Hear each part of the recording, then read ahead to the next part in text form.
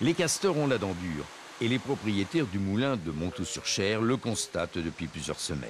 4 arbres, des peupliers, ont été abattus et ont dû être débités aux frais du propriétaire. La technique du castor, c'est de faire des tailles-crayons. Mais c'est exactement comme un crayon taillé avec un taille-crayon. Ça veut dire qu'il taille en pointe et au bout d'un moment, il reste plus haut que sa taille, sa possibilité de tailler, il reste un petit morceau et l'arbre tombe bien évidemment et on est obligé de le couper, de le débiter. Et naturellement, tout ça a un coût.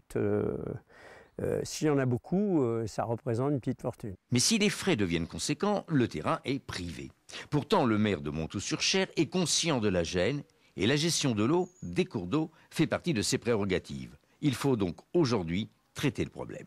Trouver des solutions avec le privé et alors là je ne sais pas trop quel financement on pourra mettre en face parce qu'il est là le problème, le financement. D'autant qu'à proximité, à Marolles-sur-Cher, une viticultrice organise des rencontres viticastors autour du vin et des castors. Pour elle, ils ont leur place sur les bords du Cher. C'est quand même un bon élément pour le biotope. C'est pas au niveau des racines qu'il va attaquer.